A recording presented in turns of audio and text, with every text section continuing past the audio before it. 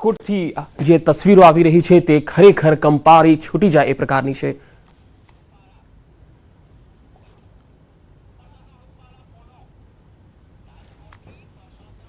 હાલ આપણી સાથે રાજકોટથી પરસોત્તમ રૂપાલાજી જોડાયા છે, જેઓ ભાજપના દિગ્ગજ નેતા છે। રૂપાલાજી, સૌથી પહેલા આપનું સ્વાગત છે। પરંતુ રાજકોટની જે આ ઘટના બની છે ખરેખર ગુજરાતની તમામ લોકોની આંખો નમ કરી દેનારી છે। પહેલી પ્રતિક્રિયા આપની। અત્યંત બેહદ દુઃખદ ઘટના છે। કમનસીબ ઘટનાને કારણે નિર્દોષ ફૂલ જેવા બાળકો જે પોતાના વેકેશનની રજાને આનંદ માટે માણી રહ્યા હતા એમને જિંદગી ગુમાવવાનો વારો આવ્યો। આનાથી વધારે કરુણ ઘટના હોઈ ન શકે। એમના પરિવારજનો સાથે હું સહાનુભૂતિ દર્શાવું છું અને અત્યંત દુઃખની લાગણી અનુભવું છું। રૂપાલાજી, ખરેખર આ ઘટનામાં હવે શું કાર્યવાહી થવી જોઈએ? એમાં તો મારી દૃષ્ટિએ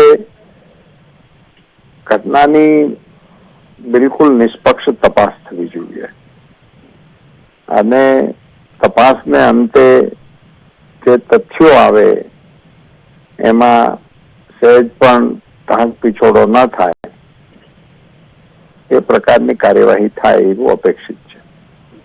પહેલા પણ જ્યારે ઘટનાઓ બની ત્યારે તપાસ થાય છે, પરંતુ આવા બનાવો રોકાતા નથી। એનું શું કારણ આપને લાગે છે? મને એવું લાગે છે કે જ્યાં સુધી ઘટના બને અને પછી એના પરિણામો આપણી સામે આવે ત્યારે જે તેની સામે પગલાં લેવાની વાતો આપણે કરીએ છીએ, પણ સિસ્ટમની અંદર સુધારો કરવા માટેના પ્રયાસો ગંભીરતાપૂર્વક કરવા પડશે। પરસોત્તમભાઈ, આમાં ઉદાહરણરૂપ અથવા દાખલારૂપ કાર્યવાહી કયા પ્રકારે થવી જોઈએ? મારું એવું માનવું છે કે આના નોર્મ્સ હોય છે કે ભાઈ આ જાહેર સ્થળો કે મનોરંજનના સ્થળો કે જ્યાં પબ્લિક ગેધરિંગ થવાના સિનેમા હોલ હોય કે વગેરે એ સ્થળો માટેના જે રાષ્ટ્રીય કે આંતરરાષ્ટ્રીય નોર્મ્સ હોય એને લાગુ કરવાની અને કરાવવાની જવાબદારીઓ નક્કી કરવી જોઈએ। પુરુષોત્તમભાઈ, ગુજરાત સરકારે SIT ની રચના કરી છે આ સમગ્ર કાંડની તપાસ કરવા માટે। આ અંગે આપનું શું કહેવું છે?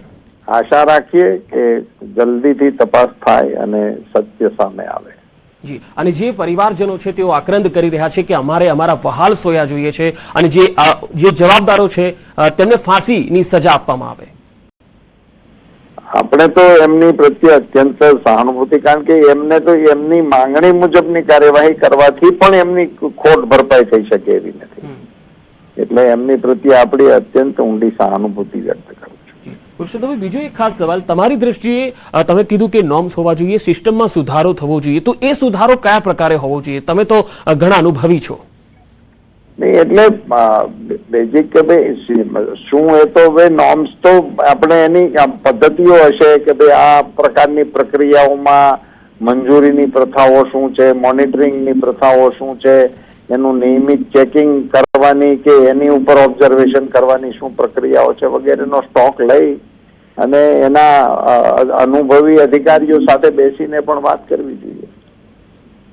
બિલકુલ, એટલે આ જે નિયમો જે છે એમાં જો ક્યાંક ને ક્યાંક બાછોડ અથવા તો નિયમોનો છેદ ઉડતો હોય એવું લાગે છે ક્યાંય આપને? કારણ કે ઘટનાઓ વધી રહી છે આ પ્રકારની, એટલા માટે।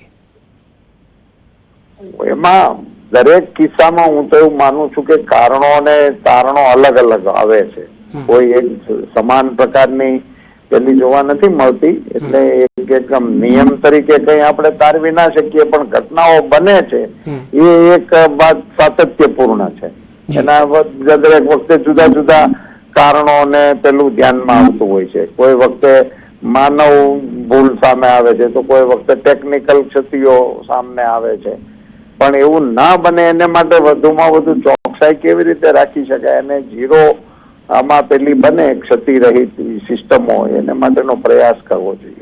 જી રૂપાલાજી, જે રીતે ઘટના બને છે ત્યાર પછી બીજા જે ગેમ ઝોન છે એને બંધ કરવાની આદેશ આપવામાં આવે છે, ફાયર NOC ની ચકાસણી હવે થાય છે, તો આ વસ્તુ પહેલા કેમ નથી થતી? આ તો ક્યાંક ને ક્યાંક સિસ્ટમની અંદર જ ચૂક કહેવાય।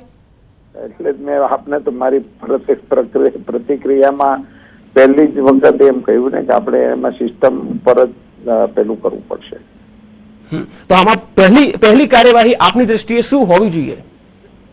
એમાં તો અત્યારે તો પહેલી કાર્યવાહી તો આ તપાસ થાય અને બધી સત્ય વિગતો બહાર આવે, એ સૌથી પહેલી. બીજી કાર્યવાહી કે આમના જે કોઈ ઘાયલો હોય કે એવું કશું હોય તો એમને સૌથી પહેલી સારવાર મળે. આ બધી પ્રાયોરિટી અને તપાસને અંતે જે કંઈ નીકળે એની સામે આપણે આગળની કાર્યવાહી કરીએ. જી પુરુષોત્તમભાઈ, ન્યૂઝ 18 સાથે જોડાવા માટે અને વાતચીત માટે ખૂબ ખૂબ આભાર. તો કેન્દ્રીય મંત્રી પુરુષોત્તમ રૂપાલાએ જણાવ્યું છે કે આ ઘટના ખૂબ જ દુઃખદ છે, જવાબદારો સામે કાર્યવાહી થવી જોઈએ. અને હાલ જે અપડેટ આવી રહ્યા છે તે પ્રમાણે મનસુખ માંડવિયાએ પણ ટ્વીટ કર્યું છે રાજકોટની આ ઘટના બાદ. તેમણે કહ્યું છે ટ્વીટ કરતા કે આ ઘટના ખૂબ જ પીડાદાયક ઘટના છે. બાળકો અને અન્ય લોકોના મૃત્યુ ખૂબ જ દુઃખદાયક છે. મૃતકોના પરિવારજનો માટે તેમણે સંવેદના વ્યક્ત કરી છે. તો કેન્દ્રીય મંત્રીઓ અલગ અલગ ટ્વીટ કરી અને દુઃખ વ્યક્ત કરી રહ્યા છે. પછી કેન્દ્રીય ગૃહમંત્રી અમિત શાહ હોય કે પછી કેન્દ્રીય મંત્રી મનસુખભાઈ માંડવિયા હોય, પરસોત્તમ રૂપાલા હોય કે પછી પ્રધાનમંત્રી નરેન્દ્ર મોદી હોય કે સીએમ ભૂપેન્દ્ર પટેલ હોય, તમામ લોકો સોશિયલ મીડિયાના માધ્યમથી આ સમગ્ર ઘટનાને લઈને દુઃખ વ્યક્ત કરી રહ્યા છે, ખેદ વ્યક્ત કરી રહ્યા છે અને આ ઘટનાને દુઃખદાયક ગણાવી રહ્યા છે, સંવેદના વ્યક્ત કરી રહ્યા છે. રાજકોટમાં 25 લોકો આગમાં ભડથું થઈ ગયા અને આ ઘટના સૌ કોઈની આંખોને રડાવી દેનારી છે. હવે આપને જે બતાવી રહ્યા છે, જે તસવીર ફોટોગ્રાફ બતાવી રહ્યા છે, આ છે એ સંચાલક કે જે ગેમ ઝોનનું સંચાલન કરતા હતા, તેમાં તેમની ભાગીદારી હતી. આ છે યુવરાજસિંહ સોલંકી કે જે ભાગીદારી તેની હતી અને આ છે નીતિન જૈન જે મેનેજર છે આ ગેમ ઝોનનો.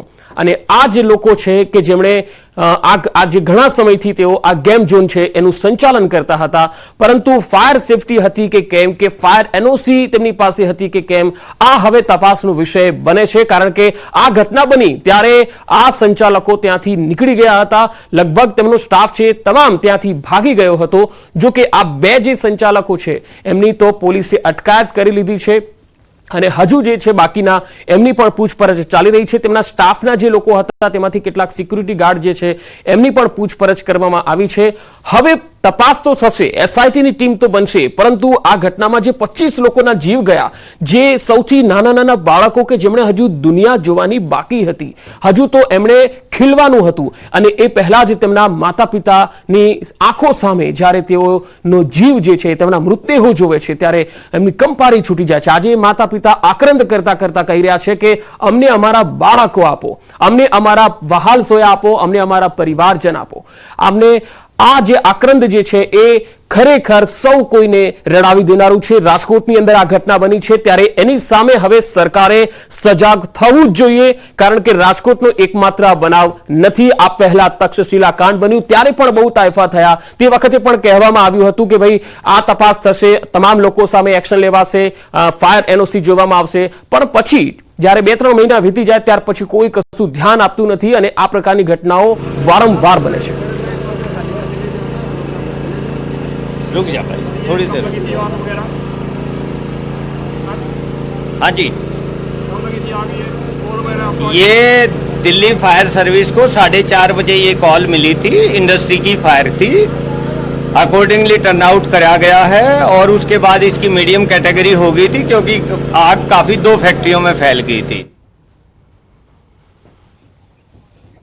વધુ માહિતી સાથે સંવાદદાતા અંકિત પોપટ મારી સાથે જોડાયા છે. અંકિત, હાલ ફાયર બ્રિગેડની ટીમ હોય અથવા તો જે રેસ્ક્યુ ટીમ છે, શું એ હજુ પણ કાર્યવાહી ત્યાં ચાલી રહી છે?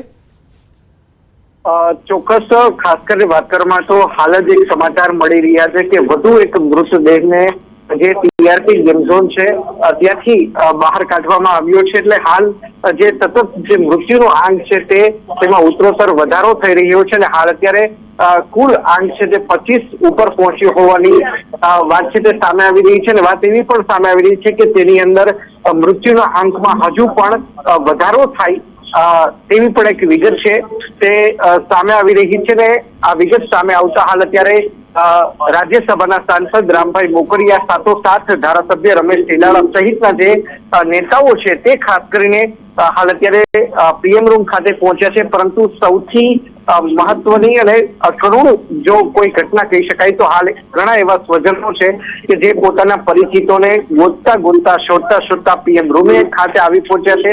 પરંતુ તેઓ ઇન્કવાયરી કરવાનો પણ પ્રયાસ કરી રહ્યા છે. પોલીસ દ્વારા પણ તેમને સપોર્ટ કરવાનો છે તે પ્રયત્ન છે તે કરવામાં આવી રહ્યો છે, પરંતુ ડેડ બોડી છે તે એટલી હદે બળી ચૂકી છે કે ઓળખ થઈ શકે તે પ્રકારની